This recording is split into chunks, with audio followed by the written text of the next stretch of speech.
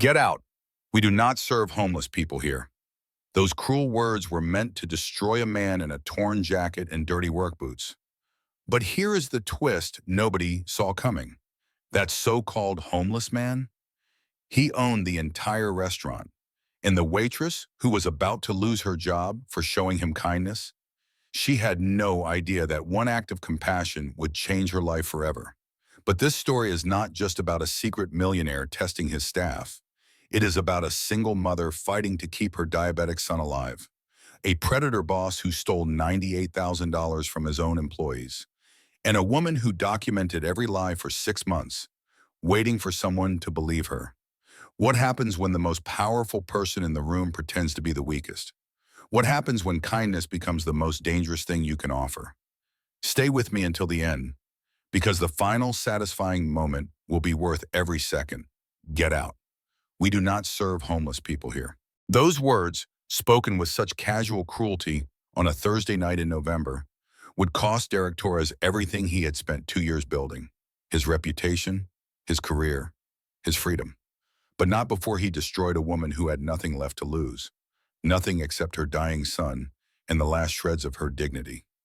This is a story about what happens when kindness meets cruelty, when power meets principle, when a man who owns everything pretends to have nothing and discovers that the poorest person in his restaurant is richer than he ever imagined.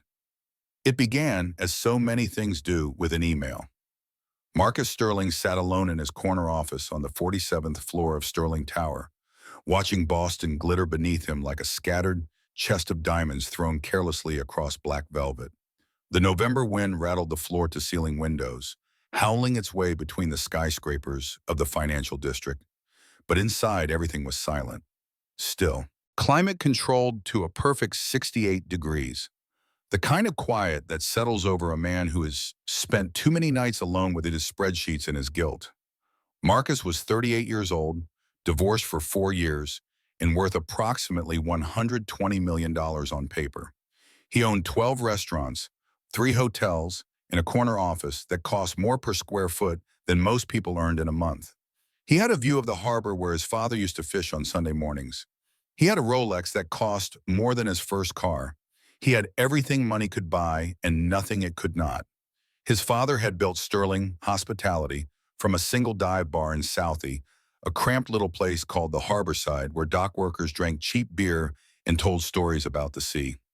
Thomas Sterling had been a big man with rough hands and a gentle heart, the kind of man who remembered every regular's name and kept a running tab for anyone going through hard times. He believed that a bar was not just a business, it was a community, a family, a place where everyone mattered.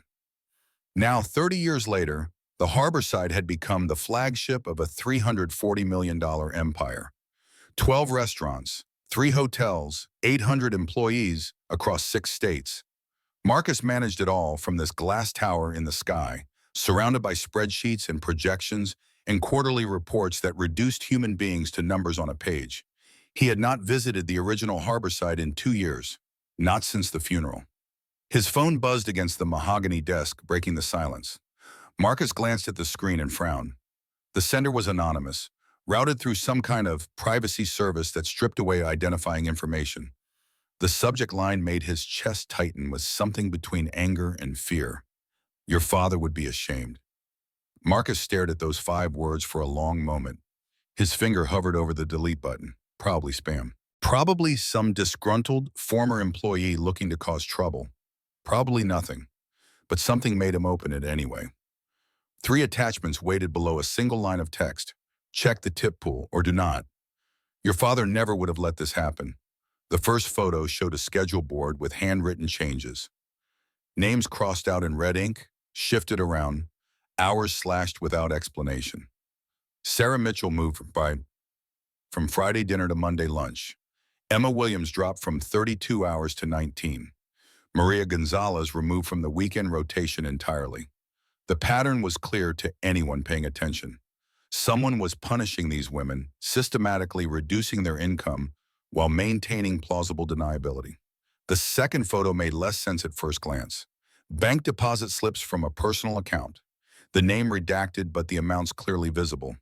$1,847 on October 15th, 2,103 on October 22nd, 1,956 on October 29th. Odd numbers that did not match any payroll schedule Marcus recognized.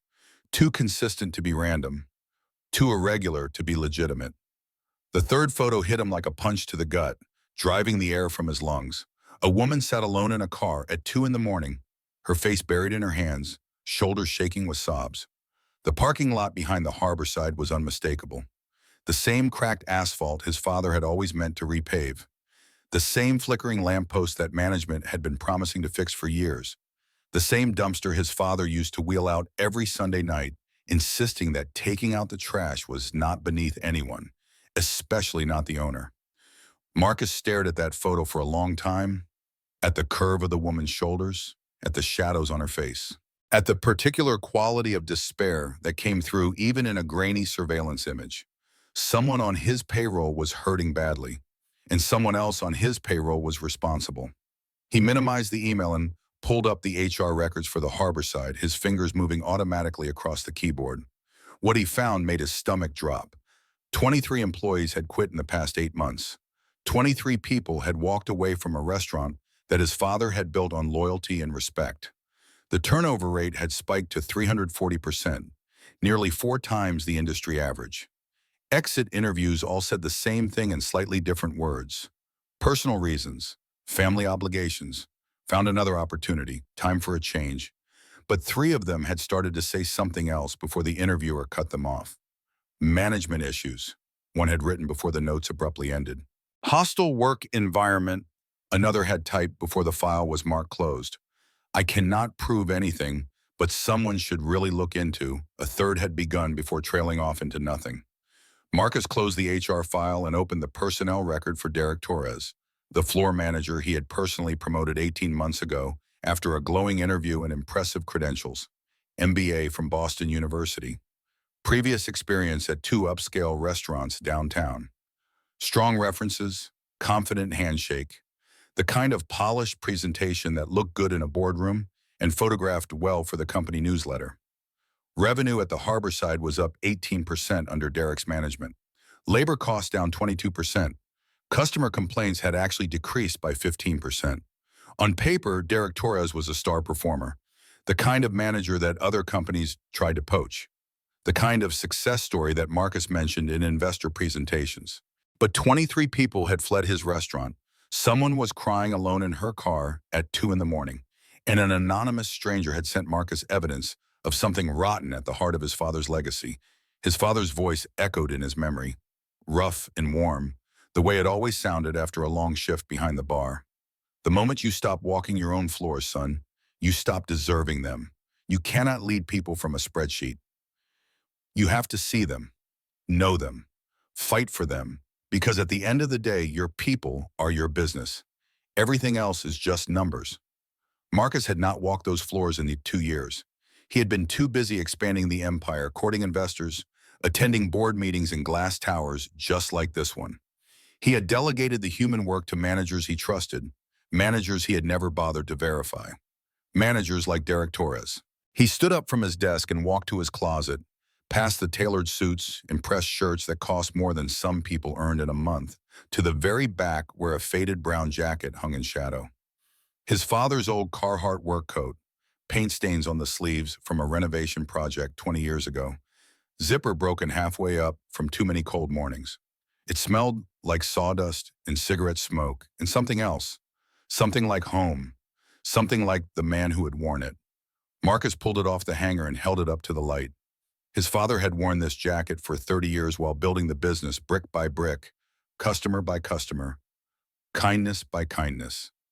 He had died in it, technically. Collapsed behind the bar during a Sunday cleaning shift, massive heart attack at 63. Gone before the ambulance arrived. Marcus had been in a meeting when the call came, discussing expansion strategies with potential investors. He had excused himself to answer his phone and walk back in 15 minutes later, numb and hollow, and finish the presentation. Because that was what you did. That was what his father would have wanted. He told himself that for 2 years. He almost believed it. Now he tried on the jacket and looked at himself in the mirror. It barely fit. The shoulders were too narrow, the sleeves an inch too short. But when he saw his reflection, something shifted. The tech entrepreneur disappeared. The corner office vanished. The $100 million net worth became invisible. In this jacket, with its frayed edges and faded canvas and broken zipper, he looked like a man who worked with his hands, a man who rode the bus and worried about rent and counted every dollar, a man nobody would look at twice. Perfect. Marcus pulled out his phone and typed 3 words into a new note. Go undercover Thursday. Then he sat back down at his desk and began to plan. The anonymous email had given him a thread. Now he needed to pull it until the whole rotten tapestry unraveled. But he could not investigate openly. If Derek was dirty, a formal audit would give him time to destroy evidence, coach witnesses, manufacture alibis. If Marcus sent HR, Derek would charm them the way he had charmed everyone, bury the problems under polished explanations in manufactured paperwork. No, Marcus needed to see the truth for himself, unfiltered, raw, the way his father had seen it every day for 30 years. He needed to become nobody. Marcus spent the next 2 days preparing with the obsessive attention to detail that had made him successful in business. He withdrew $300 in cash from a bank across town where no one would recognize him. He left his credit cards at home, locked in a drawer. His Rolex went in the safe. His wedding ring, which he still wore 4 years after the divorce, out of habit and guilt, and something he did not want to examine too closely, stayed on his dresser. He bought work boots from a thrift store in Dorchester, the kind with separating soles and scuffed leather, and the particular smell of someone else's sweat. He found jeans at a Goodwill that had been washed so many times they were soft as paper. He practiced hunching his shoulders in front of the mirror, ducking his head, making himself smaller and less noticeable. The transformation was remarkable. In his usual clothes, Marcus commanded attention. People stepped aside when he walked through a room. Waiters appeared at his elbow before he finished sitting down. Everyone wanted something from him, and everyone made sure he knew how important he was. In his father's jacket, he became invisible. On Thursday night, as the sun set over Boston Harbor and the city lights began to flicker on one by one, Marcus put on his disguise and looked in the mirror one last time. You learn who people are when they think you are nobody, his father had told him once, years ago, after firing a manager who had been charming to customers and vicious to staff. That is the only test that matters. Anyone can be kind to the boss. The question is how they treat people who cannot do anything for them. Marcus grabbed his keys and headed out into the cold. He parked 2 blocks from the harbor side, not in the owner's reserved spot that sat empty most nights, gathering leaves and dust.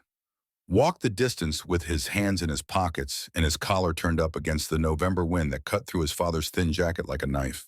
The restaurant glowed through the darkness, warm and inviting, every table visible through the floor-to-ceiling windows his father had installed to let passers-by see the community inside. His restaurant, his staff, his father's legacy, and somewhere inside, maybe, someone stealing from the people who made it run. Marcus took a deep breath of cold air and pushed through the door. The warmth hit him first, then the noise, then the smell of food and perfume and the particular energy of a restaurant in full swing. Every table was occupied. The bar was 3 deep with after-work drinkers. Servers moved through the narrow spaces like dancers, balancing trays and smiles. A hostess approached him with a professional smile that flickered almost imperceptibly when she took in his appearance. The worn jacket, the scuffed boots, the slightly hunched posture of a man who expected to be dismissed. "Hi there," she said, her voice just a shade less warm than it would have been for someone in a suit. "Just you tonight?" "Yeah, just me." "Great, let me find you a spot." She scanned the room with practiced efficiency, and Marcus watched her gaze skip past the good tables near the window, past the comfortable booths along the wall where couples lingered over dessert, landing finally on a seat at the bar counter. Near the kitchen door, under the AC vent, the worst seat in the house. "We have space at the bar, if that works." Marcus nodded and followed her without complaint. This was exactly what he had come to see. As he walked through the restaurant, he passed a man standing near the kitchen entrance with a clipboard in his hand and a smile on his face. Derek Torres. Marcus recognized him from the personnel file, though they had never met in person. The promotion had been handled through HR, the congratulations delivered via email. Derek's eyes passed over Marcus without a flicker of recognition. Just another nobody in a worn jacket. Not worth noticing, not worth remembering. Good, Marcus thought as he settled onto the uncomfortable bar stool. Show me who you are. Grace Holloway woke at 5:47 in the morning, same as every day for the past 3 years. Her body did not need an alarm anymore. Survival had its own clock, and it never let her oversleep.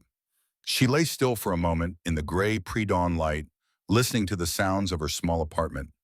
The refrigerator humming in the kitchen, working harder than it should because the seal on the door was going bad, and she could not afford to fix it.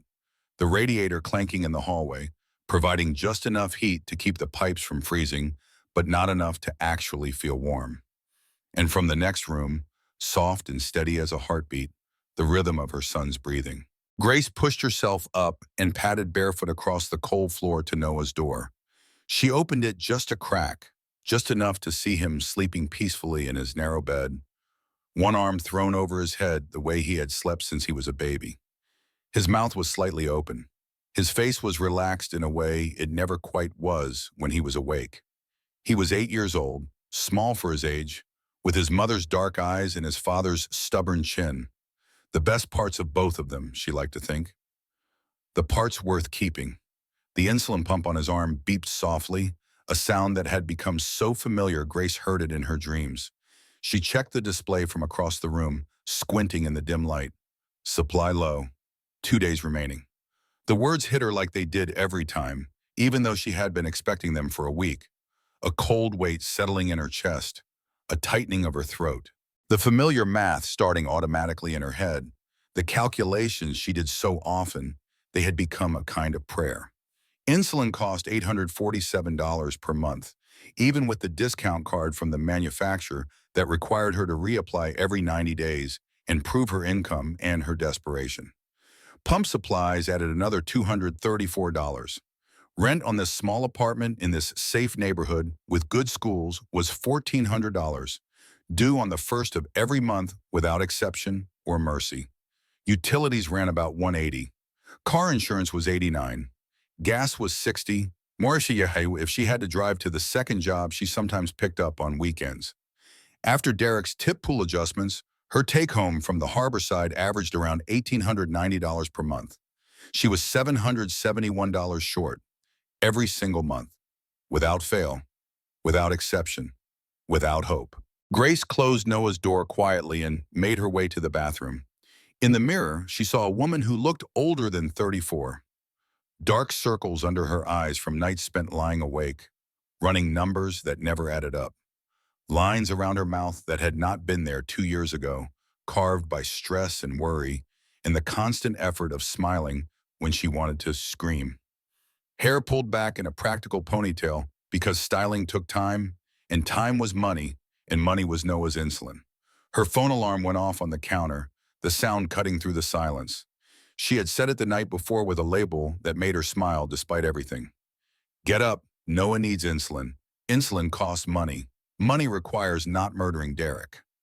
Grace laughed softly, a sound that came out more like a sob. It was not a happy laugh, but it was something.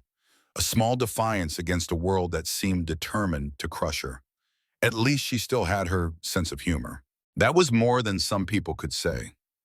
That was more than Kevin had left her with. She showered quickly in water that started lukewarm and turned cold before she finished rinsing the shampoo from her hair. Dressed in her work uniform, the black slacks and white button-up shirt that she washed by hand every night because the laundromat cost $3.50 per load. Started breakfast with the efficiency of someone who had learned to cook fast and cheap and filling.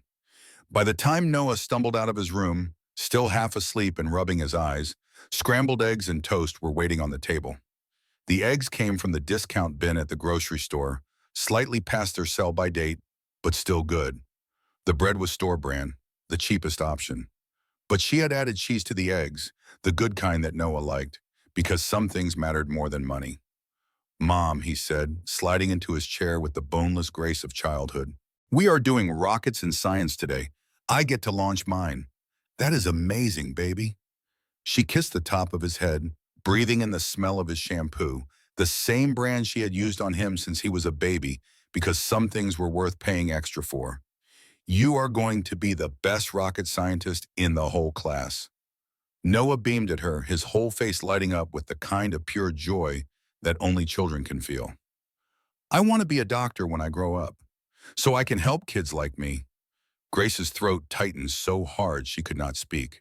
She turned away quickly, pretending to wipe down the counter that was already clean, blinking back tears that she could not let him see. You will be a great doctor, she said when she could trust her voice again. The best doctor in the whole world.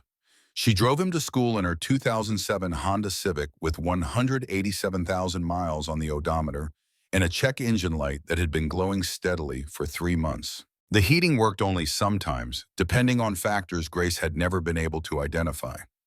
Some mornings the car filled with warm air as soon as she started the engine. Other mornings she and Noah wore their coats and gloves and pretended they were on an Arctic expedition. Today was a warm day, thankfully. Small mercies. At drop-off, Noah hugged her tight around the waist, pressing his face into her stomach the way he had done since he was small enough to carry. You are the best mom ever. Grace hugged him back, holding on a little longer than necessary, memorizing the feeling of his arms around her. I am the only mom you have got, baby. That is why you are the best. She watched him run into the building, backpack bouncing against his shoulders, waving at friends who called his name. So normal, so healthy looking. If you did not know about the pump hidden under his sleeve, or the blood sugar crashes that sent him to the emergency room twice a year, or the constant vigilance required to keep him alive. On the drive to work, Grace thought about the permission slip sitting unsigned on her kitchen counter. Noah's class was taking a field trip to the Science Museum next month. $35 per student. $35 for a chance to see rockets and planets and all the things Noah dreamed about becoming. She did not have $35, not after rent and insulin and the car payment and the electricity bill and the groceries and everything else that had to come first. She would have to tell him no. Again. She would have to watch his face fall, watch him nod and say it was okay, watch him pretend he did not mind. She would have to see that look in his eyes. The one that said he understood too much for an 8-year-old. The one that said he knew they were poor even though she tried so hard to hide it. The one that said he was sorry for being sick, for costing so much, for being a burden. He was not a burden. He was never a burden. He was the only reason she got up in the morning. The only reason she had not given up years ago. But how do you explain that to a child who has learned to stop asking for things because asking means watching his mother cry? Grace gripped the steering wheel and blinked back tears that she could not afford to shed. Not now, not yet. Later, maybe, in the shower where no one could hear. But not now. She thought about the wedding photo face down in her dresser drawer.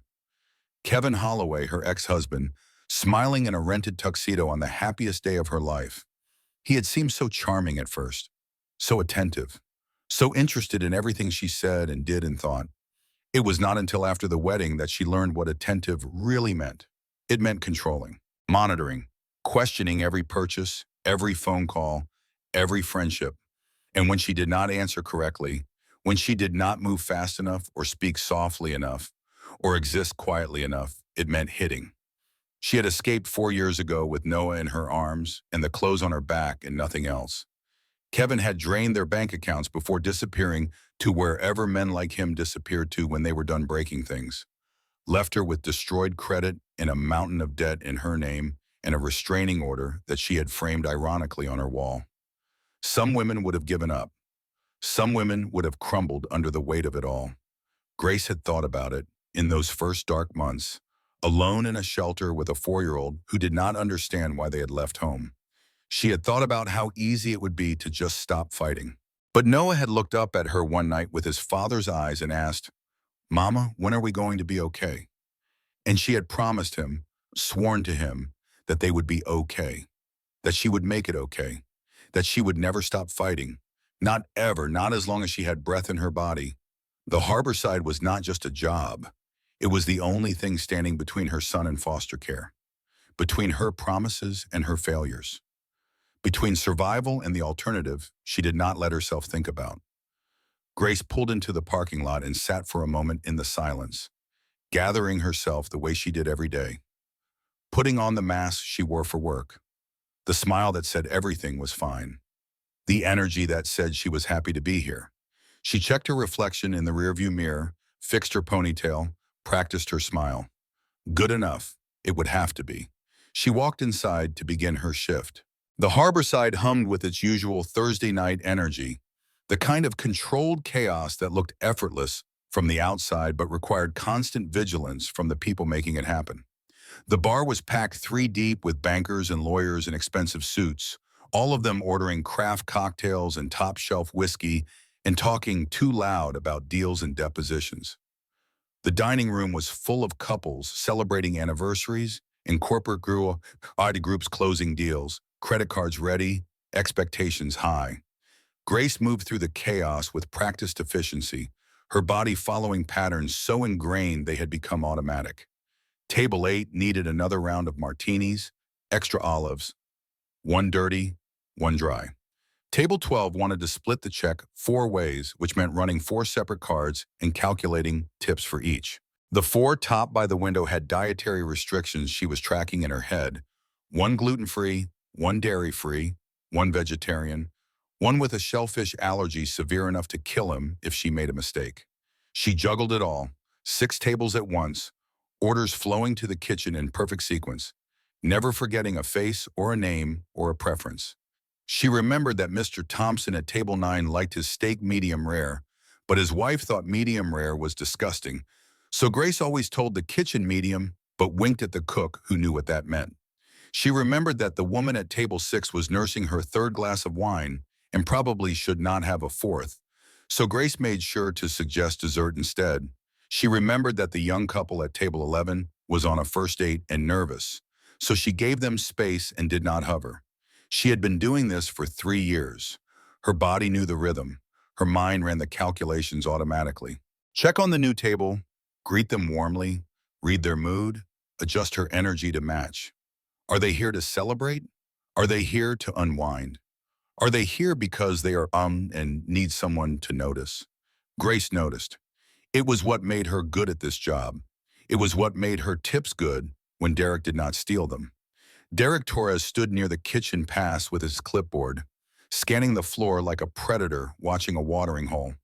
He was 36 years old, MBA from Boston University, the kind of manager who used words like synergy and optimization in casual conversation and thought it made him sound smart. His smile never quite reached his eyes. His compliments always came with conditions. His voice could shift from friendly to threatening in the space between syllables. 6 months ago, he had asked Grace to dinner. She had said no, politely, professionally, citing the company policy about workplace relationships that she had looked up specifically to have as an excuse. He had smiled the way a snake might smile if snakes had faces and said, "Your loss." Her hours dropped 30% the following week.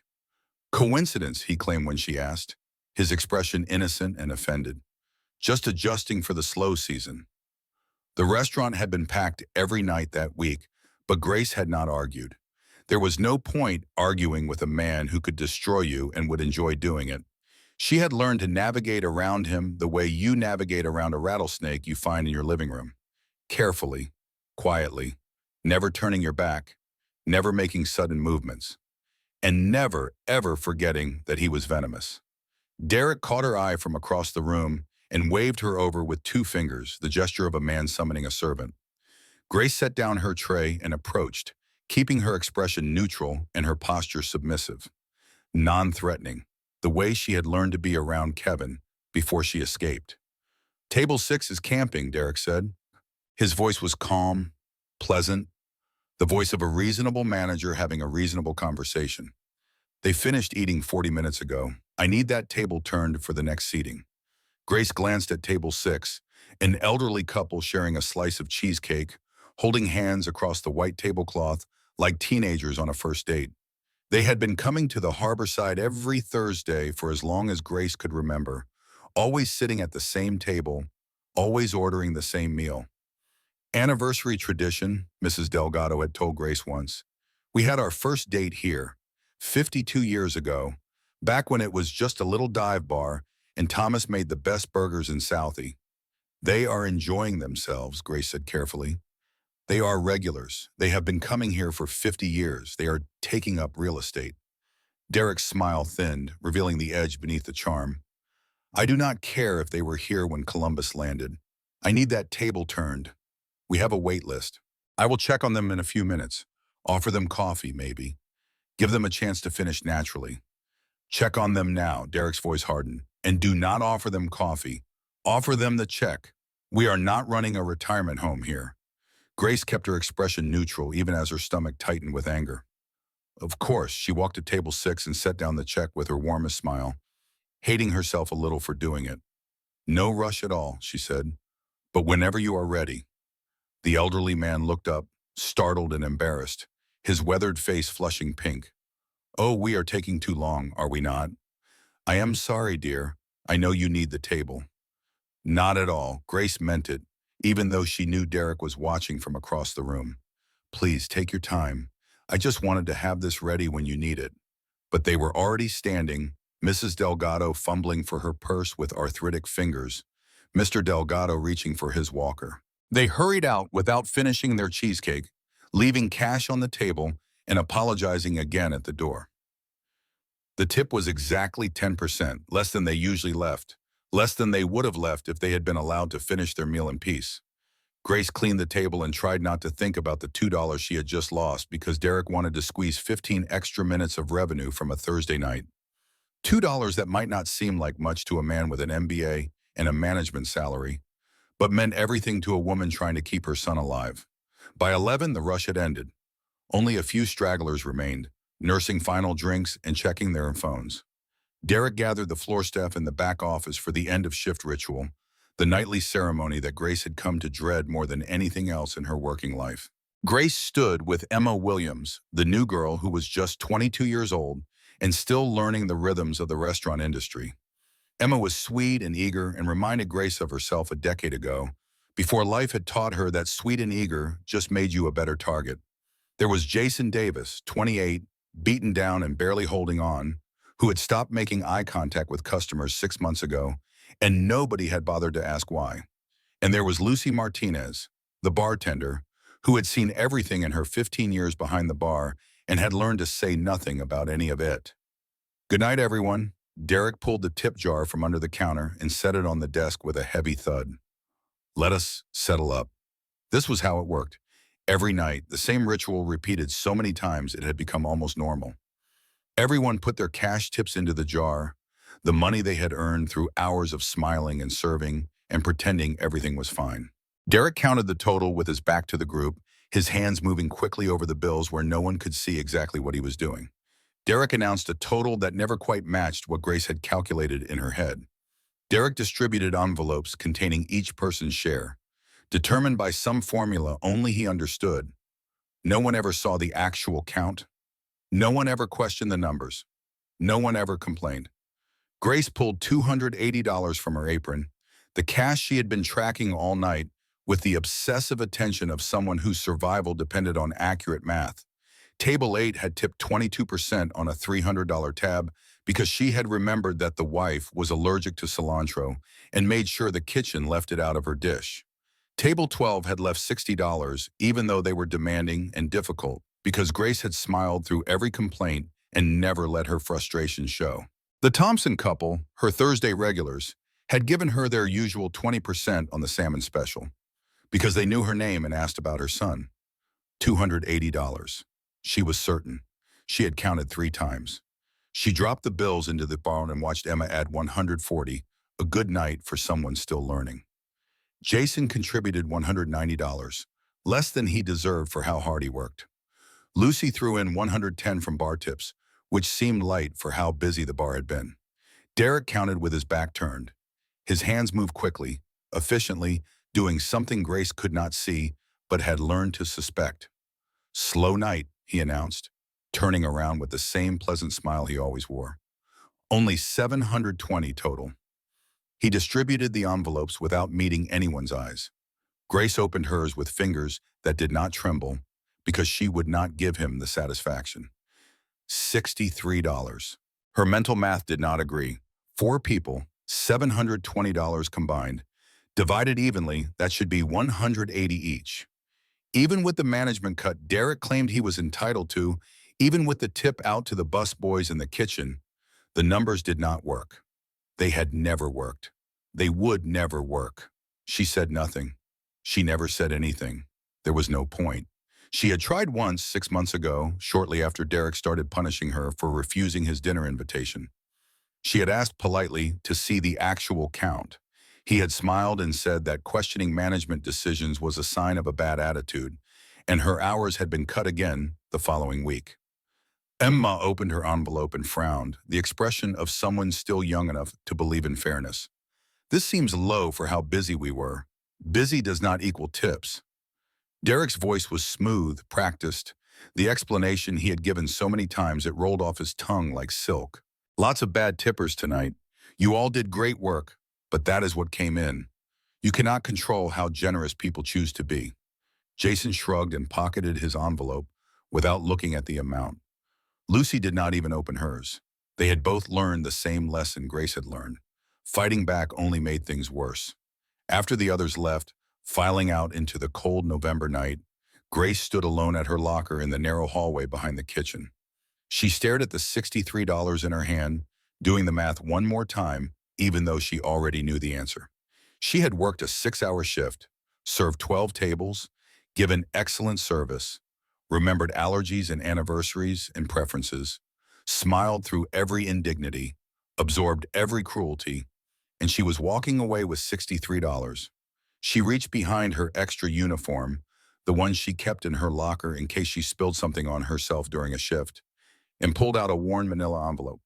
The label was written in her careful handwriting, the same handwriting she had used to write Noah's name on his first lunchbox, Noah's future. Inside the envelope were 127 scraps of paper, napkins from the restaurant, receipts from tables, torn order tickets, post-it notes, anything she could find to write on. Each one documented a night exactly like this one. Grace took out a blank receipt and wrote carefully, the pen pressing hard against the paper. Thursday, November 14. My tables estimated 280. Derek gave me 63.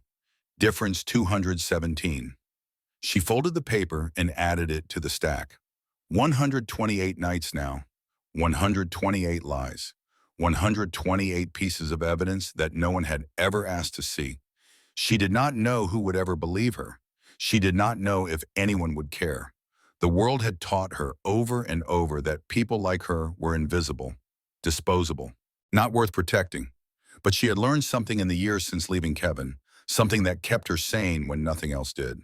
Something her grandmother had told her when she was young, sitting on the porch of a house Grace could no longer afford to visit. The truth needs receipts, baby girl. Always keep receipts. Because someday, somebody is going to want to know what really happened. And when that day comes, you better have proof. Grace slid the envelope back into its hiding place, grabbed her coat, and walked out through the back door into the cold November night. Her car was waiting at the far end of the parking lot, under the broken lamppost that nobody ever fixed. She could see it from here, a dark shape in the darkness, the only thing standing between her and a 2-hour bus ride home. If it started, if the engine did not die again, if luck was on her side for once. Grace pulled her coat tighter against the wind and started walking. Friday night at the Harborside was always chaos, controlled and profitable chaos, but chaos nonetheless. The after-work crowd poured in around 6 like a human tide, filling every table and bar stool within the first hour. The kitchen ran at full speed, tickets printing faster than the line cooks could read them. Servers moved through the narrow spaces between tables like dancers in a complicated ballet, balancing trays of food and drinks and smiles. Grace was working a double shift, 16 hours on her feet with only a 30-minute break in the middle, because Derek had cut 2 servers from the Friday schedule and someone had to cover. Her back ached from standing. Her feet had gone numb sometime around hour 8. Her smile felt like it was held on with pins. But Noah's insulin was running low, and $63 was not going to cut it. She needed tonight to be big. She needed the tips to be real. She needed Derek to be distracted enough that she might actually get to keep what she earned. The door opened at 7:15, letting in a gust of cold air and a man who walked in alone. Grace noticed him immediately, the way she noticed everyone who entered the restaurant. It was part of the job. Read the room, read the customer, anticipate what they need before they know they need it. A good server could tell the difference between a celebration dinner and a breakup dinner from 20 feet away. A good server could spot a generous tipper and a difficult customer before either of them opened their mouths. This man looked exhausted. Not the polished exhaustion of the bankers and lawyers who made up most of their clientele, the kind of tiredness that came from too many meetings and not enough sleep and too much responsibility. This was different, deeper, bone deep. The exhaustion of a man who worked with his hands and his back and got nothing for it but more work and less hope. He wore a faded brown jacket with paint stains on the sleeves and a broken zipper. Work boots with separating soles that had seen too many miles. Jeans that had been washed so many times they looked soft enough to sleep in. His shoulders hunched forward like he was trying to make himself smaller, invisible like he expected to be told he did not belong. Grace knew that posture. She had worn it herself back when she was first starting over, back when she walked into job interviews expecting to be turned away. Before she learned to fake confidence. Before she learned to smile through anything. Maria, the hostess, greeted him with a smile that flickered almost imperceptibly, the way a candle flickers when someone opens a door. "Just you tonight, sir?" "Yeah, just me." "Great, let me find you a spot." Maria scanned the room with the practiced eye of someone who had been seating customers for years, and Grace watched her gaze skip past the good tables near the window, where you could see the harbor lights, past the comfortable booths along the wall, where couples lingered over dessert and regulars held court. Her gaze landed on a seat at the bar counter, near the kitchen door where servers rushed past every 30 seconds, under the AC vent that blew cold air directly on whoever sat there. "The worst seat in the house. We have space at the bar, if that works." The man nodded and followed her without complaint, without protest, without even a flicker of disappointment crossing his face, like he was used to getting the worst seat, like he expected nothing else. Grace finished delivering drinks to table 14, a group of finance bros celebrating something loudly and tipping poorly, and made her way to the bar. The man in the worn jacket sat alone, hunched over a menu, his finger tracing down the page with the kind of focus that usually meant he was checking prices, calculating, figuring out what he could afford. "Hi there." Grace smiled at him genuinely, the way she smiled at everyone regardless of how they were dressed or where they were seated. She had learned a long time ago that kindness was free, and sometimes it was the only thing she could give. "Rough day?" The question surprised him. She could see it in the way his head came up, the way his eyes met hers for a moment before sliding away. Like he was not used to people asking. Like he was not sure how to answer. "Yeah," he said finally. "Rough week, actually. I hear that." She did not push. Part of being good at this job, part of being good at being human, was knowing when to ask and when to leave space. Some people needed to talk. Others needed permission not to. "What can I get you started with?" He looked at the menu again, and she saw his jaw tighten. "What is the cheapest thing you have?" There it was, that familiar calculation. Grace knew it intimately, the constant math of poverty, the endless equation of what you could afford versus what you needed versus what you would have to live without. She had done that math at grocery stores and gas stations and pharmacies. She had done it standing in front of insulin displays and school supply aisles and electric bills that were higher than she expected. She knew what it felt like to be hungry and count every dollar. She knew what it looked like when someone had not eaten a real meal in too long. "Fries are $7, she said. "But actually, can I be honest with you?" He looked up, wary now, the wariness of someone who had learned that offers too good to be true usually were. "Sure, the kitchen made too many burgers tonight. We have a new line cook, sweet kid, still learning portions. He made 4 extra that nobody ordered." She shrugged, keeping her voice casual, like this was normal, like it happened all the time. "Health code says we cannot save them, cannot donate them to a shelter either. Something about liability. They have to go in the trash in about 10 minutes. The man's expression shifted. Guarded now, suspicious. "I cannot pay for a burger," he said quietly, and there was shame in his voice. The particular shame of a man who was used to taking care of himself and could not anymore. I told you, I just need something cheap. No, you do not understand. The burger is already made, already paid for.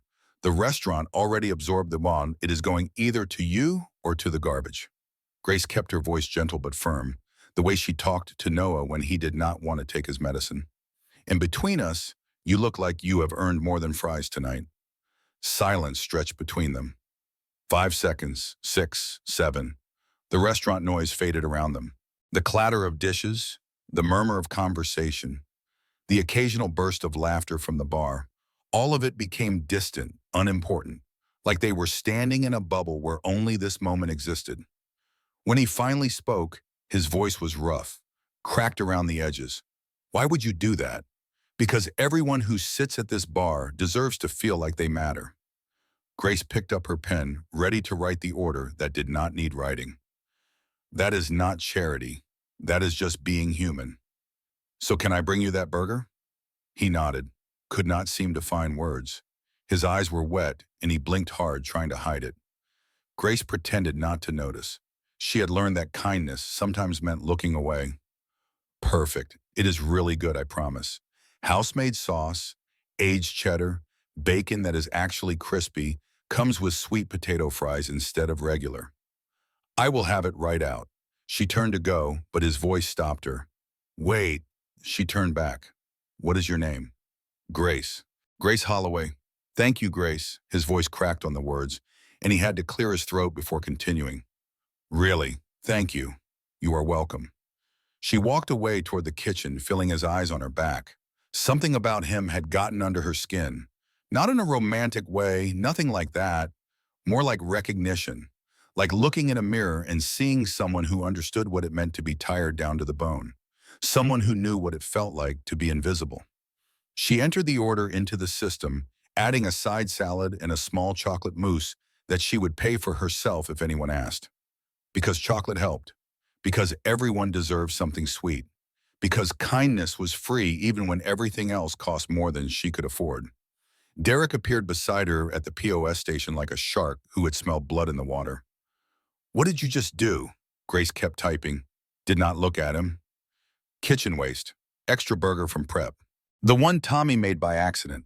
I saw you talking to him for 3 minutes. Derek's voice was low, barely above a whisper, but it carried an edge that made her skin crawl. That is a $24 burger you just gave away. It was going in the trash. She kept her voice calm, reasonable, though her heart was beating faster than it should. Company policy says we can comp reasonable amounts to avoid food waste. I have done it before. Everyone has done it. We do not give charity to people who cannot pay. Derek stepped closer, too close, invading her space the way he always did when he wanted to intimidate her. This is not a soup kitchen, Grace. It is a business. My business to run. It is food waste, Derek. Company policy explicitly allows for reasonable comps to prevent spoilage. I am not doing anything wrong. I do not care what the policy says. He stepped closer still, and she could smell his cologne, expensive and suffocating. That $24 is coming out of your tips tonight, and you are cut at 8 instead of 11. I do not need servers who waste their time on people who are never going to tip. Grace felt the blow land somewhere deep in her chest, in the place where she kept all the other blows. $24. 3 hours of work, because she had given a tired man a burger that was going in the trash anyway. She did not flinch, did not argue, did not give him the satisfaction of seeing how much it hurt. Fine. Fine? That is all you have to say? What else is there to say, Derek? Her voice was steady, flat, the voice of someone who had learned to show nothing. You are the manager. Something flickered in his eyes, satisfaction maybe, or hunger. The look of a predator who enjoyed watching prey submit. Do not forget it. He walked away, and Grace stood there for a moment, breathing slowly, pushing the anger down where it could not hurt her. Down where it could not make her do something stupid. Down where it joined all the other anger she had been swallowing for 6 months. Then she picked up the burger and brought it to the man at the bar. She had added the salad, even though it was not part of the order. Added the mousse, even though she would have to pay for it herself. Added a fresh glass of ice water with extra lemon, Because small kindnesses mattered even when they cost you. He stared at the plate like she had set a crown in front of him. The mousse was not on the order. I know. But you said it has been a long week. Chocolate helps. Trust me. I speak from experience. His eyes were wet again, and this time he did not bother trying to hide it. I heard what he said. His voice was barely a whisper. About your tips. About cutting your hours. You did not have to do this. You should not have done this. Not for me. Grace met his eyes. Yes, I did. A pause. The moment stretched between them like a string pulled tight. My dad raised me to believe that how you treat people when nobody is watching is who you really are. She paused, glancing toward Derek across the room, then back at the man in front of her. Even if someone is watching, it does not change what is right. She smiled, small but genuine, the first real smile she had felt all night. You matter. Everyone who sits at that bar matters. Do not let anyone tell you different. Okay? She walked away before he could respond. At the bar, Marcus Sterling sat frozen, staring at the food in front of him. His throat was too tight to swallow. His hands trembled slightly as he reached for the fork. She had no idea who he was. She thought he was nobody. A man in a worn jacket who could not afford a burger. A stranger who would probably never come back. And she had given him her own money, sacrificed her own hours, risked her own job. Not for a reward, not for recognition. Not for anything except the simple belief that everyone deserved dignity. He picked up the burger and took a bite. It was delicious, perfectly cooked, only as good as she had promised. But that was not why his eyes kept blurring. That was not why his chest felt like it was being squeezed by something he could not name. Marcus watched her for the rest of the night. Watched her serve other tables with the same warmth, the same efficiency, the same quiet grace that matched her name. Watched her smile at difficult customers and smooth over complaints and check on the elderly couple by the window 3 times to make sure they had everything they needed. At 8 o'clock, Derek cut her as promised. Grace clocked out and gathered her things, moving with the tired efficiency of someone who had been on her feet for 10 hours. But before she left, she stopped by each of her tables to transfer them personally to Emma, the young server who was still learning. Table 6 has a dairy allergy, Marcus heard her say. Make sure the kitchen knows. Table 12 is celebrating their daughter's promotion. They might want to order champagne later. Table 8 likes extra lemon in their water, and the husband has a bad knee, so do not rush him when he stands up. Then she was gone, out the back door into the cold November night, taking nothing with her but $63 and whatever remained of her dignity. Marcus stayed another hour, watching, documenting, building his case the right way. When he finally left, he put $15 on the bar, everything he had brought minus what he needed for parking. He sat in his car 2 blocks away, in the darkness, and thought about what he had seen. I will fix this, he thought. I have the power. I will fire Derek on Monday and make this right. He did not know that by Monday everything would be worse. Grace walked to her car at 11:15, exhausted down to the marrow of her bones. The Honda Civic sat alone at the far end of the parking lot, under the broken lamppost that management had been promising to fix for 8 months. The shadows were thick here, broken only by the distant glow of the restaurant's back windows. She unlocked the door with fingers that shook from cold and fatigue, slid into the driver's seat, and turned the key. Nothing. She tried again. The engine coughed once, a sound like an old man clearing his throat, then sputtered and died. Grace closed her eyes, counted to 10, tried again. Nothing. 3rd time this month. 3rd time in 3 weeks. The car was dying piece by piece, and she did not have the money to save it. Could not afford a new battery. Could not afford a mechanic.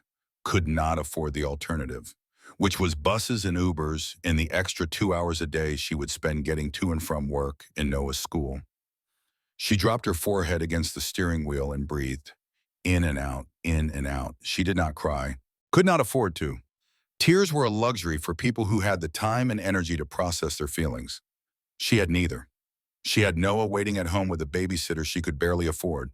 She had insulin to buy and rent to pay, and a life held together with duct tape and desperation.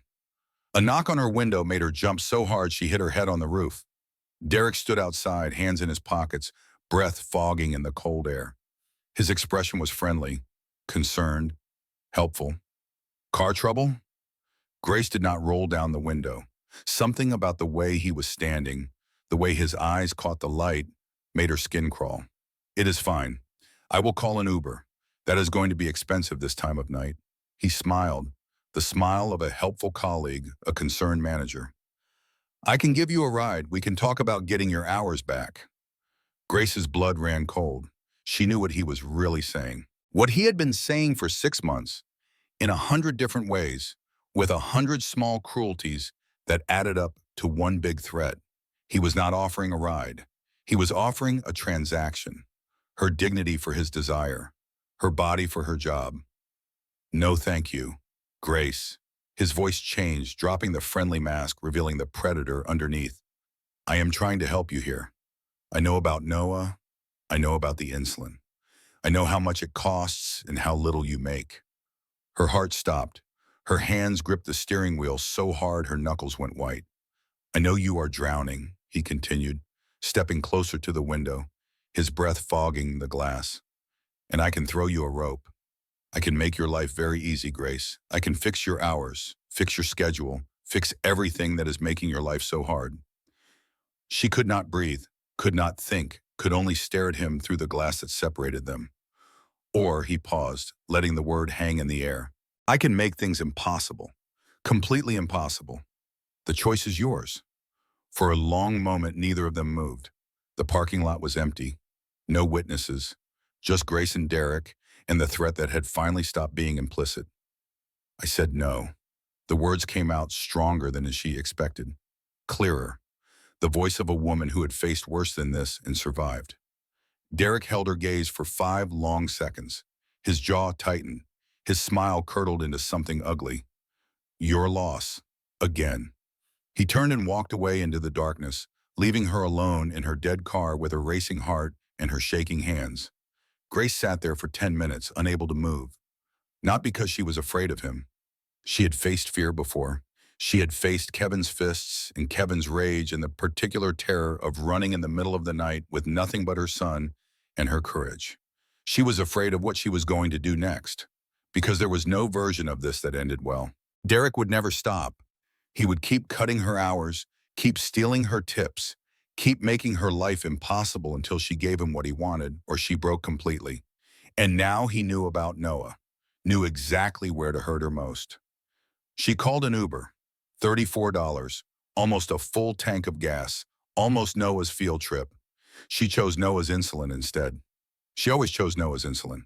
The apartment was dark when she got home. The babysitter, a retired neighbor named Mrs. Patterson who charged half what a professional would, had left hours ago. Noah was asleep in his room, breathing softly, peaceful and safe in a way that made Grace's heart ache. She checked his pump, supply low, 1 day remaining. She set her alarm for 5:47 and collapsed into bed without changing out of her uniform. Sleep came fast, the deep black sleep of total exhaustion, the kind that swallowed you whole and did not let go. The phone woke her at 2:13 in the morning. Miss Holloway? This is Nurse Patterson from Riverside Elementary. I need you to stay calm. Noah is okay, but we need you to come to Massachusetts General. His blood sugar crashed during the sleepover at his friend's house. Grace did not remember getting dressed, did not remember finding her keys, did not remember the drive, though later she would learn she ran 3 red lights and nearly sideswiped a taxi on Commonwealth Avenue. Noah was sitting up in the emergency room bed when she burst through the curtain, pale and scared, but conscious. An IV dripped into his thin arm. Monitors beeped steadily around him. He looked so small against the white sheets, so fragile, so vulnerable. Mom. His voice was small, the voice of an 8-year-old who had been terrified and was trying to be brave. I am sorry. I did not mean to scare everyone. She gathered him into her arms and held on like he might disappear if she let go. Like he might slip away into the void that was always waiting, always hungry, always threatening to take the only thing she had left. You have nothing to be sorry for, baby. Nothing. You did everything right. This is not your fault. Do you hear me? None of this is your fault. The doctor came in an hour later, middle-aged woman with kind eyes and tired lines around her mouth. the particular exhaustion of someone who spent her nights in the ER. "He is stable," she said, and Grace felt her knees go weak with relief. "We adjusted his pump settings and ran some tests. Everything looks good. He can go home in a few hours." "Thank you." Grace was crying now, could not stop herself. "Thank you so much." The doctor hesitated, and something in her expression made Grace's relief turn cold. "Ms. Holloway, there is something we need to discuss." His insulin levels were dangerously low when he came in. "Has he been missing doses?" "No, never." Grace's voice was fierce. "I check his pump every single day. Multiple times a day. He has never missed a dose. When was his last supply refill? I am picking up his supplies tomorrow." She felt defensive, exposed. "We had 2 days of stock left. The new supplies were already ordered." The doctor nodded slowly, making a note on her tablet. "I understand. These things can be difficult to manage. The important thing is he is okay now." She left, and Grace sat beside Noah's bed, holding his hand while he slept. His face was peaceful again, the terror of the night fading into dreams. He did not know how close it had been, did not know how many hours Grace had spent praying to a God she was not sure she believed in.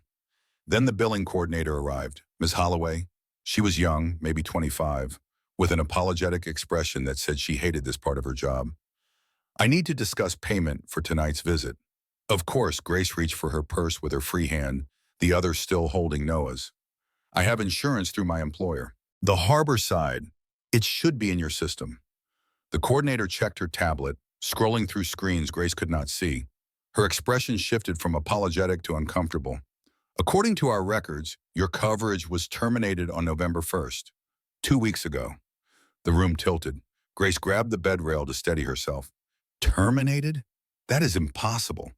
I work 30-plus hours a week. I qualify for benefits. I have been on the company plan for 3 years." The coordinator checked again, her finger tapping the screen. "I am sorry, ma'am. Our system shows your employer filed paperwork indicating you voluntarily reduced your hours below the benefits threshold. Your coverage ended automatically. I did not reduce anything." Grace's voice rose before she could stop it. "My manager cut my hours without asking me, without telling me. I never signed any paperwork." The coordinator looked deeply uncomfortable. "I understand. You would need to take that up with your employer. In the meantime, tonight's bill is $2,847. How would you like to pay?" Grace could not breathe, could not think, could not process what was happening. Derek had done this, filed false paperwork, forged her signature, probably, stolen her insurance the same way he had been stealing her tips, and he had done it deliberately, strategically, waiting for exactly this moment. Now Noah had no coverage, no safety net, no protection against the disease that would kill him without constant management. And she owed $2,847 she did not have. "Can I set up a payment plan?" "Of course." The coordinator's voice was gentle. "We can work something out. We have programs for people in your situation." People in your situation. The words echoed in Grace's head. She had heard them before, from social workers, from utility companies, from the landlord who had evicted her after Kevin drained their accounts. She nodded numbly. "Thank you." The coordinator handed her a stack of papers and slipped away, leaving Grace alone with her sleeping son and the ruins of her careful plans. She had been so careful, so strategic, working every angle, tracking every dollar, building walls around Noah that she thought could keep him safe. And Derek had demolished them all with a few forged documents and a smile. Grace sat in the hard hospital chair and stared at nothing. For the first time in 4 years, she did not know what to do. Monday morning dawned gray and cold, the kind of November day that felt like winter in everything but name. Grace left Noah with Mrs. Patterson, promising to pick him up after she handled something important. He was still pale from the hospital, still fragile, but he had smiled when she kissed his forehead and told her not to worry. She drove to the harbor side 2 hours before her shift, her hands steady on the wheel even though her heart was racing. She had spent all of Sunday planning this confrontation. What she would say, how she would say it, what she would do when Derek inevitably denied everything. But she had to try, had to face him, had to let him know that she knew what he had done and she was not going away quietly. Derek was in the back office when she walked in, reviewing schedules on his laptop like he did every morning. He looked up when she entered, and something like pleasure flickered across his face. "Grace, you are early. Change your mind about that ride?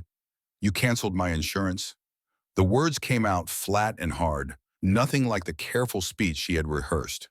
Her anger was beyond carefully chosen words now, beyond strategy. This was survival. Derek leaned back in his chair, utterly relaxed. "Your hours dropped below the threshold. Benefits require 30 hours minimum. You have been averaging 26 because you cut my hours, because of your attitude problems." He spread his hands, the picture of reasonableness, the victim of an unreasonable employee. "I have tried to work with you, Grace, tried to be flexible, but you keep pushing back on every reasonable request. Refusing to sleep with you is an attitude problem now." The words were out before she could stop them.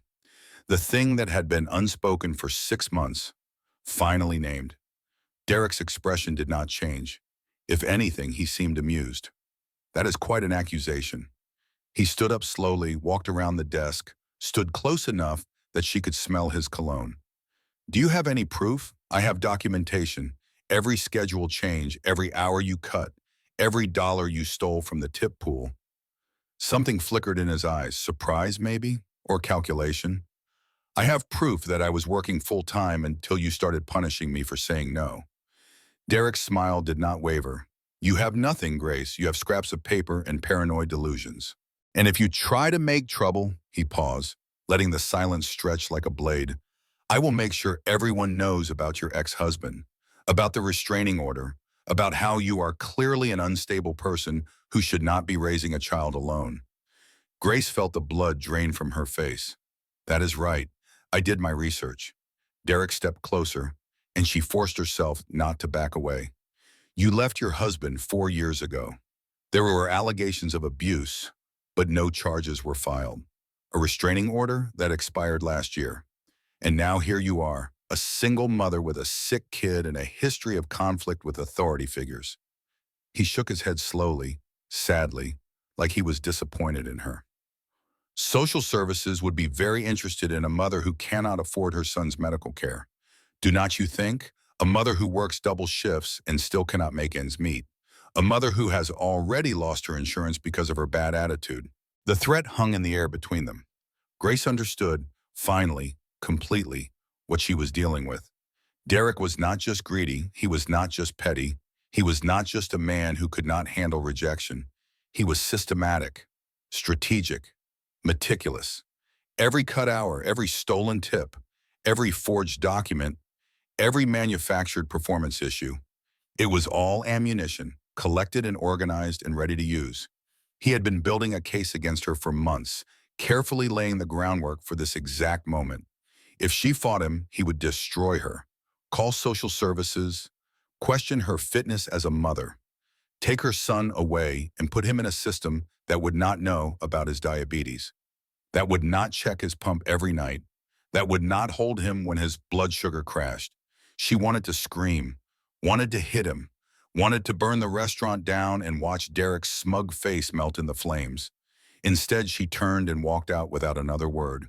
She made it to her car before the tears came, hot and angry and useless, streaming down her face while she gripped the steering wheel and tried to remember how to breathe. She sat there for a long time, staring at the restaurant door, imagining 100 different ways this could have gone, 100 different versions of herself who were braver, smarter, stronger. Who could have fought back? Who could have won? But this was not a movie. This was her life. And in her life, men like Derek always had the power, and women like Grace always had the choice between fighting and losing or submitting and surviving. There was a moment, just at a flash, when she thought about the restraining order Kevin had violated twice before finally disappearing. Thought about how easy it would be to find Derek's address online. Thought about what she would do when she got there. Then she thought about Noah, about his rocket project and his dreams of being a doctor, and the way he hugged her every morning, like she was the whole world. She could not become that person, not even for revenge, not even to survive. There had to be another way. Grace drove home slowly, wiping her eyes at red lights, trying to think. By the time she pulled into her parking spot, she had the beginning of a plan. She sat at the kitchen table and spread out her finances like a surgeon examining a patient she could not save. Rent due in 2 weeks, $2,800 including the late fee. Hospital bill on a payment plan, $300 per month minimum. Noah's insulin paid out of pocket now, $847. Pump supplies, $234. Utilities, $180. Car insurance, $89. Gas, $60. Food, whatever was left. Her bank account showed $127.42. Grace stared at the numbers until they blurred. There was no version of this that worked. No combination of cutting back or picking up extra shifts that could close a gap this wide. She was drowning, and the water was rising, and no one was coming to save her. That night, after Noah was asleep, Grace sat on the bathroom floor at 3 in the morning.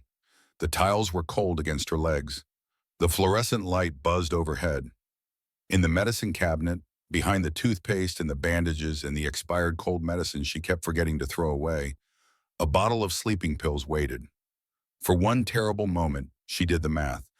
Her life insurance policy, the cheap one she had bought when Noah was diagnosed, would pay out 6 months after her death. $100,000. Enough to pay for Noah's care until he was 18. Enough to get him out of poverty, away from Derek, into a life where he did not have to worry about insulin or rent, or whether his mother was going to come home. Would he be better off with that money than with her, broken and barely holding on? Would he even remember her face? Or would she become a photograph on a dresser, a story someone told him, a gap where a person used to be? The thought lasted 2 heartbeats, maybe 3. Then she heard Noah cough in his sleep, the soft sound carrying through the thin walls of their apartment. A small sound, innocent, completely unaware of the darkness filling his mother's mind. And she remembered something her grandmother had told her when she was young, when she had just left Kevin, when the world felt too heavy to carry.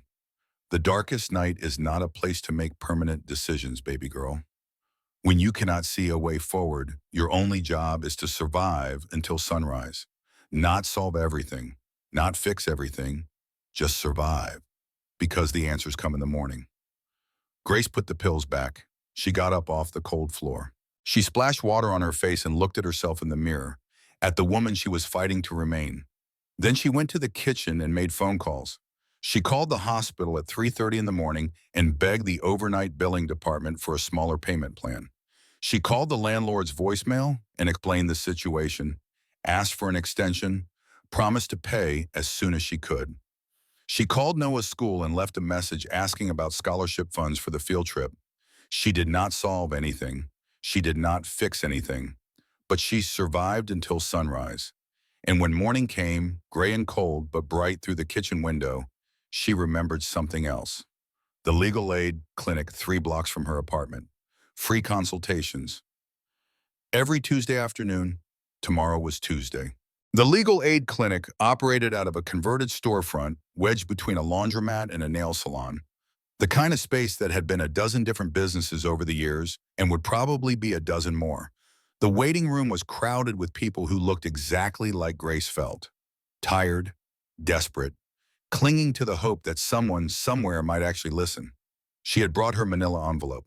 128 slips of paper, each one carefully dated and labeled in her neat handwriting. 6 months of documentation that nobody had ever asked to see. The intake volunteer, a young woman with kind eyes and a nose ring, had taken her name and handed her a clipboard full of forms.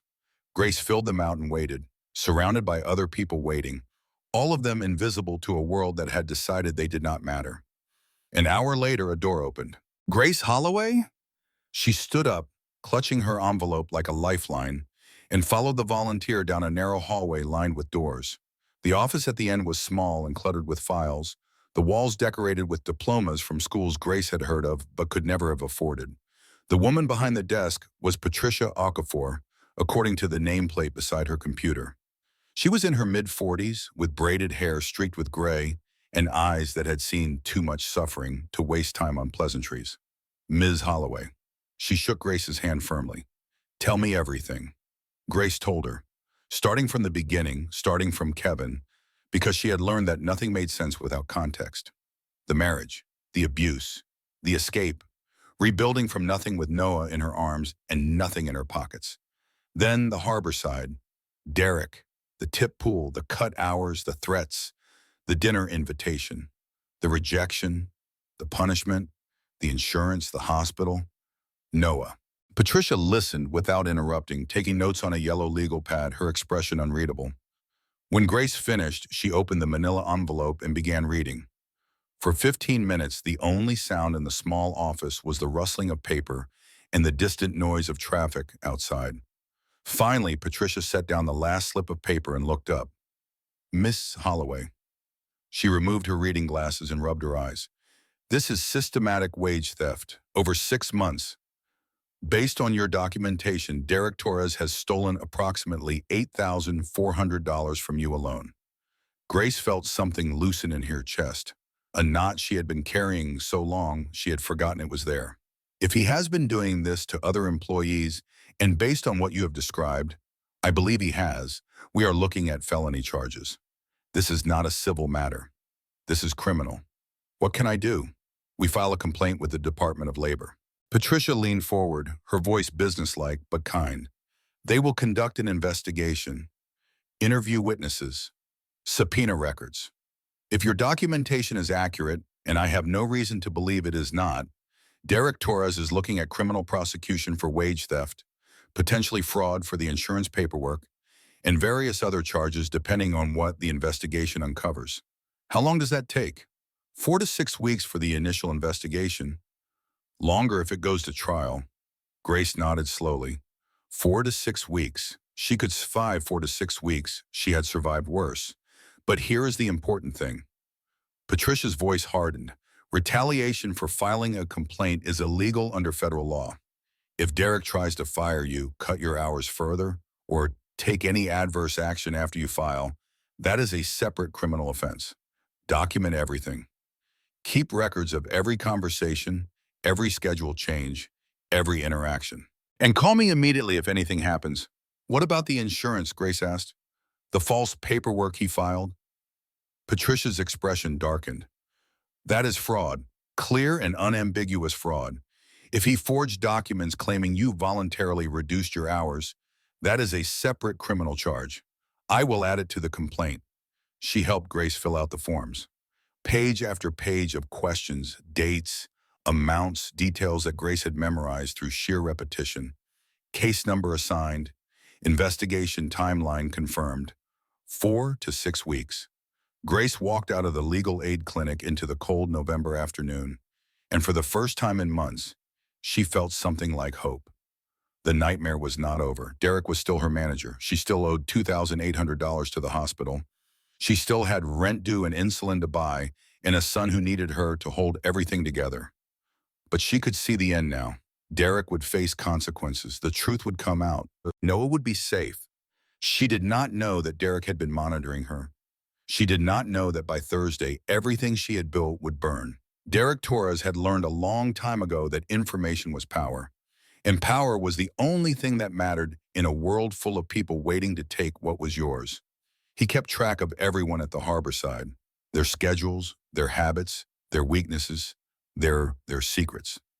He had a friend at the unemployment office who owed him a favor from a poker debt, a contact at the county clerk's office who appreciated expensive dinners and discreet company, a network of small corruptions carefully cultivated over years, each one giving him access to information that others did not have. Knowledge was currency. Derek had been collecting it for 2 years, waiting for the moment when he would need to spend it. On Wednesday afternoon, his phone rang. The contact at the unemployment office, whispering quickly between cubicles. That server you asked about, Grace Holloway. She filed a wage theft complaint with the Department of Labor on Tuesday. Derek did not panic. He never panicked. Panic was for people who did not plan ahead. He thanked his contact, hung up, and began to think. Grace had documentation. He had suspected as much for months, watching her scribble on receipts and napkins, watching her slip papers into her locker when she thought no one was looking. He had not worried about it because who would believe a single mother with a troubled past over a manager with an MBA and 18 months of excellent performance reviews. But a formal complaint changed things. An investigation meant lawyers, subpoenas, questions he did not want to answer. Even if he won in the end, the process would damage his reputation, his career, his careful plans. He needed to destroy Grace before she could destroy him. Completely. Permanently. In a way that would make everyone dismiss anything she said as the ravings of a desperate woman. Derek spent Wednesday evening making phone calls, cashing in favors, building a trap. By Thursday morning, everything was in place. Thursday night, Grace arrived at work expecting another exhausting shift. What she found instead was Derek waiting for her at the front door with an expression she had never seen before. He was smiling, not his usual predatory smile, but something different. Something that almost looked genuine. Grace. Good news. He clapped his hands together like an excited child. Table 12 specifically requested you tonight. Big corporate group celebrating a merger. 6 executives, expense account, should be excellent tips. Grace was immediately suspicious. Derek had never given her anything good without taking something away. He had never been enthusiastic about her success. He had never seemed genuinely pleased. But she could not refuse a table assignment without cause, not without giving him ammunition to use against her later. Thank you, she said carefully. I will take good care of them. The corporate group arrived at 7:00 sharp. 6 men in expensive suits, all of them loud and confident in the way that only executives with expense accounts could be. They ordered everything on the menu: steaks, lobster, 3 bottles of wine that cost more than Grace made in a week, appetizers, desserts, after-dinner drinks. The bill climbed past $2,000, and they loved Grace, complimented her service, laughed at her jokes, made her feel for once like she was good at something that mattered, like her efforts were appreciated, like she was more than just a woman in a uniform carrying plates. At the end of the meal, the lead executive, a gray-haired man with a firm handshake and an expensive watch, pulled her aside. You made tonight special, he said, pressing something into her hand. This is for you. Personally, you deserve it. Grace looked at the check. $600, written clearly, signed at the bottom. She had never held $600 at once, had never received a tip that large in her entire career. Thank you, her voice cracked. Thank you so much. I do not know what to say. Say you will keep being excellent at what you do. The executive smiled and shook her hand. The world needs more people like you. Grace floated through the rest of her shift. $600 would cover Noah's insulin for almost a month, would make a dent in the hospital bill, would let her breathe just for a moment without the constant pressure of mathematical impossibility. At closing time, she went to the register to cash out, humming softly under her breath for the first time in months. Derek was waiting with 2 police officers. That is her, Derek said, pointing. Grace froze. The $600 check suddenly felt like it was burning through her apron pocket. What is happening? Officers, this employee stole $600 from a customer tonight. Derek's voice was grave, concerned, the voice of a manager reporting a terrible discovery. The executive from Table 12 contacted me after he left. He says his check was cashed, but the money never made it to the register. He says she took it from the table and put it in her pocket without his permission. That is a lie. Grace's voice came out high and strange. He gave it to me. It was a tip. He handed it to me personally and said I deserved it. The gray-haired officer looked uncomfortable but professional. Ma'am, the customer says no tip was intended. He says you took a check meant for the restaurant. We have security footage of you pocketing it. Security footage. The words echoed in Grace's head. Of course there was footage. There was always footage. Derek controlled the cameras. Derek controlled what they showed and what they did not show. I did not steal anything. Her voice broke. He gave it to me. He said it was for me personally. Ask anyone who saw us talking. Emma stood frozen by the kitchen door, tears streaming down her face. Jason would not meet her eyes. Lucy stared at the floor like she wished it would open up and swallow her. No one spoke. No one came forward. No one was willing to contradict Derek's version of events. Derek shook his head sadly, the picture of a disappointed mentor. I tried to help her, he said to the officers. I really did. But she has been unstable for months. Everyone here has seen it. The mood swings, the paranoia, the complaints about management that never made any sense. He sighed heavily. I think she just finally snapped. The officers approached Grace. Ma'am, we need you to come with us. I did not do this. Grace was crying now, could not stop herself. Please, I have a son. He needs me. I did not steal anything. This is a setup. He is framing me because I filed a complaint. The officers exchanged glances. They had heard that before. Every criminal had a reason. Every thief had an excuse. They put her in handcuffs. In front of her coworkers, in front of the customers still lingering at the bar, in front of Derek, who watched with an expression of mild disappointment, like a teacher dealing with a troublesome student who had finally gone too far. Grace did not scream, did not fight, did not beg. She just went quiet, like a radio when the signal dies, like a clock when the battery runs out. She looked at Derek one last time as they led her past him. His eyes met hers and something in them glinted. Victory, satisfaction, the pleasure of a hunter watching his prey finally fall. She looked away. There was nothing left to say. At the police station, they let her make one phone call. She called Mrs. Patterson and asked her to keep Noah overnight. Did not explain why. Could not explain why. Then she sat in holding, staring at the ceiling, and understood. Derek had won. The charge would go on her record. Even if she proved her innocence eventually, the arrest itself would destroy her. Background checks for jobs. Custody evaluations if Kevin ever reappeared. References from employers who would only say she was terminated under investigation. Her life was over. Her son's life was over. Everything she had fought for, every sacrifice she had made, every night she had survived until morning, it had all been for nothing. She did not cry. She was past crying. She just stopped. Marcus Sterling had been building his case the right way, through proper channels, official procedures, lawyers and auditors, and the kind of careful documentation that would hold up in court. He had spent 4 days collecting evidence since his undercover visit. Security footage from the back office cameras showing Derek pocketing cash during tip pool counts. Bank records showing deposits that matched the stolen amounts to the penny. Testimony from 3 former employees who had quit rather than fight a battle they knew they would lose. He was ready to file, ready to fire Derek, ready to make things right. Then his phone rang on Monday morning. Mr. Sterling, this is Sergeant Davis with Boston PD. Routine notification. One of your employees was arrested Thursday night for theft at your Harborside location.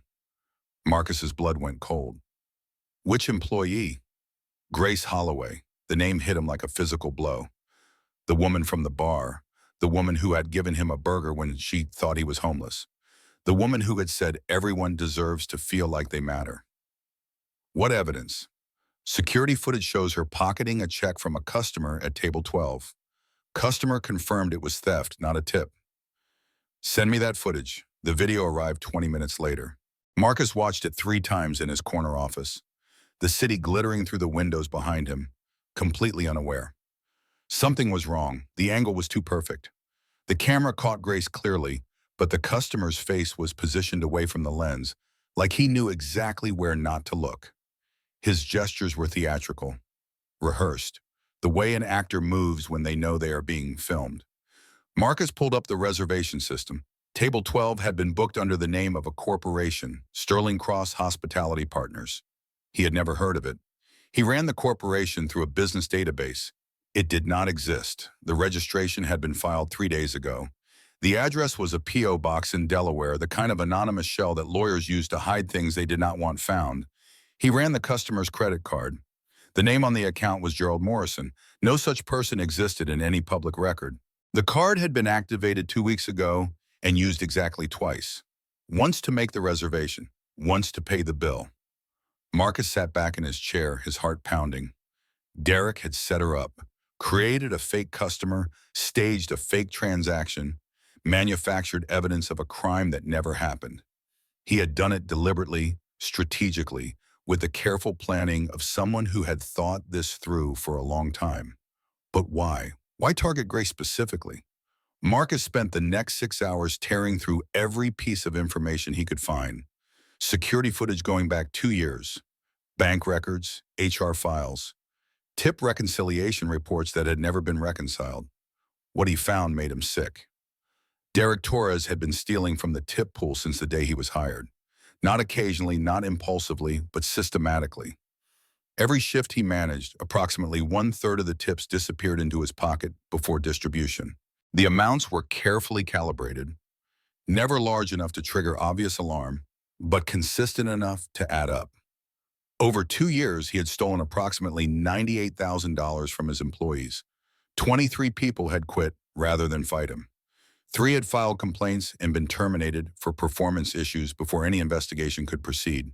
Derek had kept records of everyone's weaknesses, their secrets, their vulnerabilities. He had used that information to silence anyone who threatened him. And Grace Holloway had been documenting everything, building a case, fighting back the only way she knew how. Derek had destroyed her to stop her. There was one more thing in the files, a personnel recommendation letter written 3 years ago when Derek first applied. Derek Torres demonstrates exactly the kind of leadership we need at Sterling Hospitality. His focus on efficiency and results will be a tremendous asset to our organization. Signed by Marcus Sterling. Marcus stared at his own signature for a long time. He had written those words. He had promoted this monster. He had looked at revenue numbers and labor costs and thought he was seeing success. His father's voice echoed in his memory. The moment you stop walking your own floors, son, you stop deserving them. Marcus grabbed his phone. I need Grace Holloway released from custody tonight. Charges dropped. And I need Derek Torres arrested by tomorrow morning. There was a pause on the other end of the line. His lawyer's voice was careful. That is a significant ask on short notice. Then ask for more. Whatever it costs, whatever strings need pulling, whatever favors need calling in. Make it happen. He hung up and grabbed his coat from the closet. His father's old Carhartt jacket, faded and worn, and worth more than anything else he owned. Time to fix what he had broken. Grace had been in holding for 12 hours when the guard appeared at the cell door. Holloway, you made bail. She looked up slowly, confusion registering on her exhausted face. She had no one to call, no money to pay, no help coming. She walked out of the police station into the November night, still wearing the same clothes from her shift, still numb from everything that had happened. The cold air hit her face, but she barely felt it. A man stood by a black car parked at the curb, tall, well-dressed, familiar somehow. Then she recognized him. The homeless guy from the bar, the one she had given the burger, except he was wearing a suit that cost more than her car, standing beside a Mercedes that cost more than her apartment. Grace, he said quietly, my name is Marcus Sterling. I own the Harborside. She stared at him, processing the worn jacket, the scuffed boots, the tears in his eyes when she gave him chocolate mousse. I do not understand. I went undercover to investigate tip theft. I found something much worse. He held out a manila folder thick with documents. Derek set you up. The executive was fake. The check was staged. The whole thing was manufactured to destroy you before you could testify against him. He paused. You are not going to be charged with anything. The case is being dropped as we speak. Grace's legs buckled. Marcus caught her before she hit the ground. The conference room at the Harborside filled slowly on Tuesday morning, everyone summoned for a mandatory meeting that no one understood. Emma arrived first, nervous and fidgeting with her apron. Then Jason, looking more alert than he had in months. Lucy from the bar, Maria the hostess, Tommy from the kitchen. Derek arrived last, confident and relaxed, checking his phone as he walked in. Must be good news, he said to no one in particular, the owner finally making an appearance. The door opened and Marcus Sterling walked in. He wore a tailored suit and an expression that could have frozen water. He closed the door behind him and stood at the front of the room. Silence fell like a blade. Grace Holloway entered from the side door. She walked to the back of the room and stood there, quiet and composed, her eyes fixed on Derek. His face went white. What is she doing here? She was arrested for theft. She was arrested based on fabricated evidence. Marcus connected his laptop to the conference room screen. Evidence that you manufactured. The room went absolutely still. Last Thursday, Marcus continued, his voice cutting through the silence. Table 12 was booked under the name Sterling Cross Hospitality Partners. A corporation that does not exist. The customer who claimed Grace stole from him does not exist. His credit card was opened 2 weeks ago with false credentials. You hired someone to frame her. The screen lit up with evidence, reservation records, credit card traces, corporate filings that led nowhere. And then security footage from a different angle, one that Derek did not know existed, showing him meeting with the fake executive in the back hallway before the meal, coaching him on exactly what to do. Derek opened his mouth to speak. I am not finished. Marcus's voice was ice. For 2 years, you have been systematically stealing from the tip pool. Approximately 1/3 of all tips went into your pocket before distribution. $98,000 total. He pulled up more files. Bank deposits that matched the stolen amounts. Security footage of Derek counting cash with his back turned, then pocketing portions before distributing the rest. Termination records of employees who had complained. 23 people quit rather than fight you. 3 filed complaints and were fired before any investigation could proceed. You have been running a criminal enterprise out of my father's restaurant. He turned to Grace. Ms. Holloway has been documenting your theft for 6 months. Every shift, every dollar, every lie. Grace stepped forward. Her manila envelope was in her hands. 128 nights, she said quietly. 128 times I counted my tips and watched you steal them. She opened the envelope and spread the papers across the table. I did not know if anyone would believe me. I did not know if anyone would care. But I knew someone had to tell the truth eventually. Emma was crying. Jason's hands were clenched into fists. Lucy stared at Derek with an expression of pure contempt. Derek tried to run for the door. 2 police officers blocked his path. Derek Torres, the older officer, said, "You are under arrest for felony wage theft, fraud, filing a false police report, and conspiracy to deprive civil rights.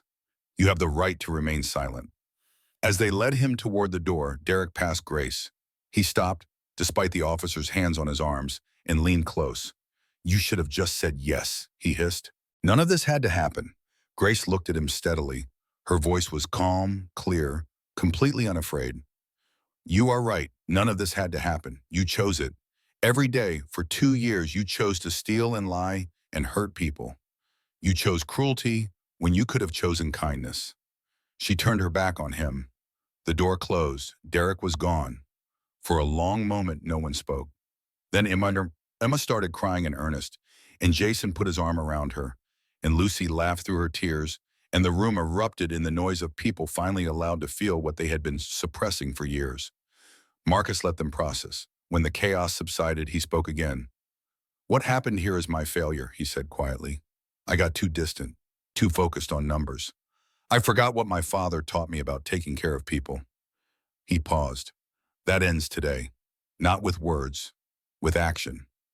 He pulled envelopes from his briefcase. "Every employee affected by Derek's theft will receive full restitution plus 20% interest. That is $98,000 distributed across 23 current and former employees." He read the individual amounts. The room gasped at each number. Additionally, effective immediately. No more forced tip pooling. Your tips are yours. Full transparency, digital tracking you can access yourself. Anonymous reporting that comes directly to me. And healthcare benefits for anyone working 20 hours or more, not 30. The room erupted in applause. Marcus waited for silence. Then he turned to Grace. "I would like to offer you the position of assistant general manager." Murmurs rippled through the room. Grace did not move. Why? Because you documented injustice when it cost you everything. Because you chose kindness when you had every reason to choose bitterness. Because when you had nothing, you gave a stranger your own tips because you believed he deserved dignity. He paused. That is not service. That is leadership. Grace's eyes filled with tears. The salary is $68,000. Full benefits, including comprehensive dependent coverage. Noah's insulin, pump supplies, specialists, everything. All covered. Zero copay. Grace could not speak. Could barely breathe. There is also a $5,000 signing bonus. Enough to cover your back rent, your hospital bill, and Noah's field trip. Emma started clapping. Jason joined. Lucy. Everyone. Grace stood in the center of the applause. tears streaming down her face, unable to form words. Finally, she managed to whisper, "Yes." 6 months later, Grace stood at the kitchen pass in her navy blue manager shirt, training two new servers who had just started their first week. "Everyone who walks through that door matters," she told them. "Rich, poor, dressed up, dressed down. That is not a guideline. That is who we are. That is what this place was built on, and that is what we protect." She smiled, and it was a real smile, the kind that reached all the way to her eyes. "Any questions?" Across the restaurant, Noah sat in a corner booth doing homework. His pump had a new sensor. His field trip photos covered the wall beside him. He looked up and waved at his mother, and she waved back, and everything was exactly as it should be. Marcus arrived for his quarterly walkthrough. He went straight to the kitchen first, shaking hands with the dishwasher, asking the line cooks about their families, checking in with people whose names he now knew by heart. Then he found Grace at the manager's station. "Everything running smoothly?" "Better than smoothly." She handed him the weekly report. "Tips are up 30% since we switched to transparent tracking. Turnover is down to almost nothing. Customer satisfaction is the highest it has been in 5 years." Marcus nodded, scanning the numbers, but he was not really looking at them. He was watching the restaurant his father had built, filled with people who felt safe and valued and seen. The door opened. A new customer walked in, worn jacket, tired eyes. The hostess started to lead him toward the back. Grace intercepted. "Actually, Maria, table 8 just opened. He would probably prefer the window view." The man looked surprised. "Are you sure? I'm not exactly dressed for a place like this." Grace smiled, and in that smile was everything she had learned and everything she believed and everything she would teach to anyone who would listen. "Everyone who sits at this bar matters. Welcome to the Harborside." She led him to the best table in the house. And somewhere Thomas Sterling smiled. If this story reminded you that kindness matters even when no one is watching, I would love to hear your thoughts. Drop a comment and tell me, have you ever witnessed someone being treated unfairly at work? What would you have done in Grace's situation? If you enjoyed this story, hit that subscribe button and turn on notifications so you never miss another one. Share this with someone who needs to hear that good things happen to good people. Thank you for listening. See you in the next story.